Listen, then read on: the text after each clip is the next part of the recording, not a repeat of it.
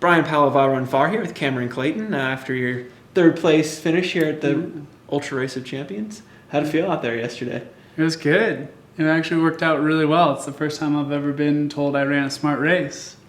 Yeah, which you did. Yeah, I felt like crap, in the beginning of the race, so it held me back a little bit, and it ended up working out tremendously well. What felt off early on? I had a knot in my diaphragm. I couldn't breathe. Really? So literally on the first climb, where there's a group of 4 that went off, I would have gone with them if I could, and I was physically unable, so I was stay calm, it's a long race, it's all in snow, you'll be fine.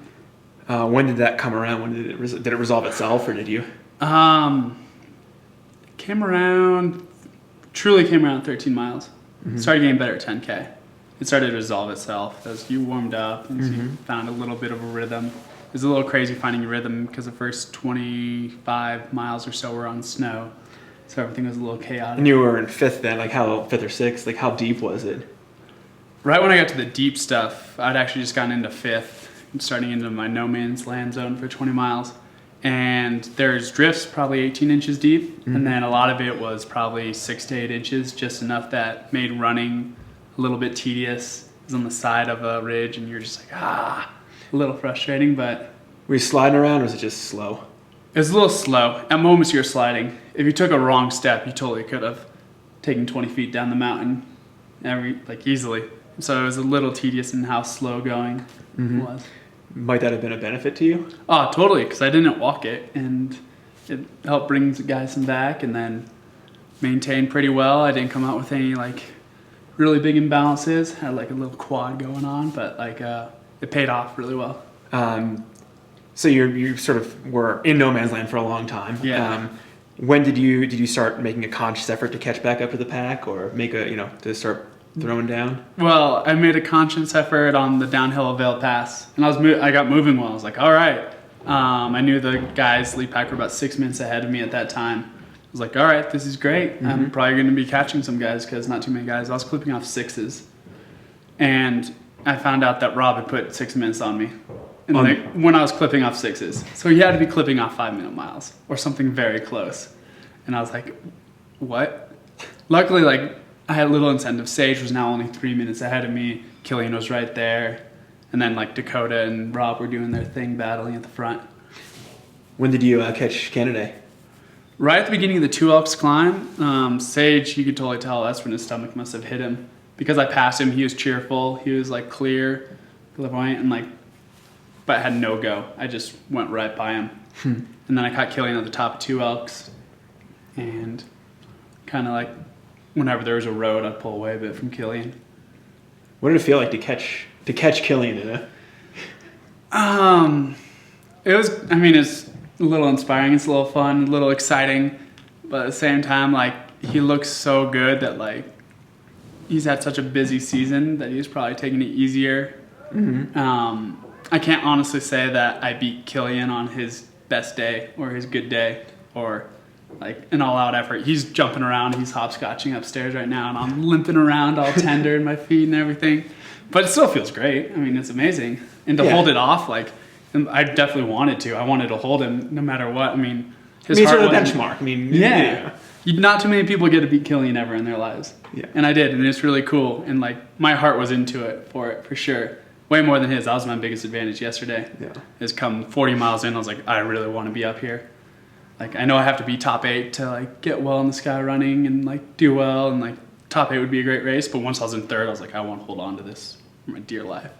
And probably at that point you knew. Were you even thinking about what if you blow up, or are you just giving it everything you had? I didn't feel like I was going to blow up. Really? Honestly, I kept my jacket on too long, and I think my biggest disruption in my race was I almost had a little heat stroke at one point. Coming down into Minturn, I got way hot. I stopped sweating, and I wasn't dehydrated or anything. And going up the final climb, I actually started to hallucinate a little bit. I saw a log. It was a white log on the right, and I thought it was a guy just sitting around waving to me. And then I got closer. I was that's a log.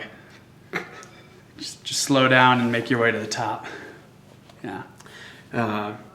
Were you looking over your shoulder on the way down? Killian's a pretty good descender. How are you moving? No, I was not looking over my shoulder. I was moving well, and I knew it was a road. And I knew he wasn't going to push it. Yeah. He has Lamone in 2 weeks, and that's something he's really excited about. So at that point, I still Because when you get to the top, you can see pretty far back. You can see probably 6 minutes behind you, and no one saw Killian. Okay. So I knew I had 6 minutes on him and a 5 mile downhill. And that was done. Yeah. I was like, all right, just clip it off and you'll be home.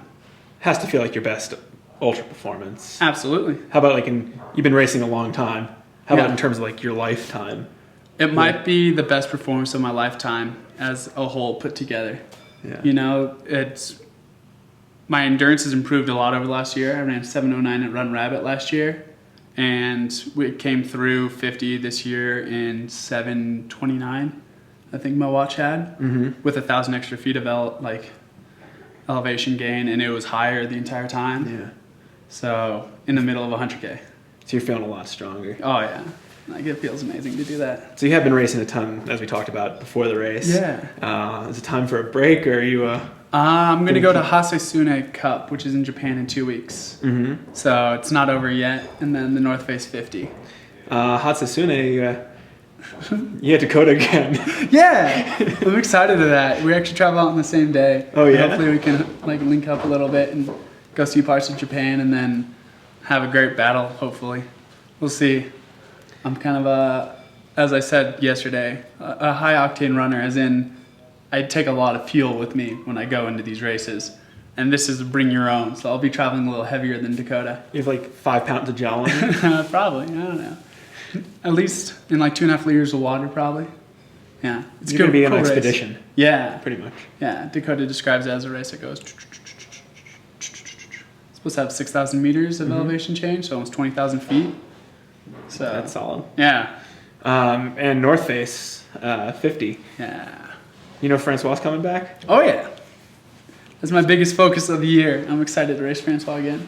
I get so excited to race Francois. Like there's just like a little bubbly like kid, almost a type of kid energy that bubbles up when I see him like, all right, let's do this thing. You kind of did remotely yesterday. Yeah, definitely. Like yesterday was a huge mix of, like I was thinking about like what Timmy would do at like 45 because I was hurting and my quads were really starting to go a bit. And I was like, all right, this is where like the last third of a race where Timmy Olsen, who I just got to hang out with last week when he was in Boulder for a little while, like what would he do? He'd like just grind. He wouldn't even complain. He would be happy, go talk to a goat or something, and then push on. So that's what he wrote in his blog. Yeah. At one point in his UTMB. And yeah, so like having Francois, it's like, all right, so if I keep doing well, I'll do something good and I'll displace Francois. Not that I want to displace Francois. I wish that there was more spaces up there for all of us. Yeah. We could tie, but You'll take the yeah, I'll take it. third place in the You know? Sky Running Ultra Series. Yeah, I'll work for it. And for a brief moment, you never know with Sage's stomach problem. If he dropped, I could have been in second. But I know he's a determined, tough guy that was just going to pull it out. So in my heart of hearts, I knew that both Killian and Sage were going to finish. But right when he finished, there's like the brief little glimmer, like, oh, I have 215 points now. They only have 200. Anything can happen out there. Well, congratulations on making the most of your day. And, Thank you. Yeah, it was terrific. Great performance out there. All right. Thank you.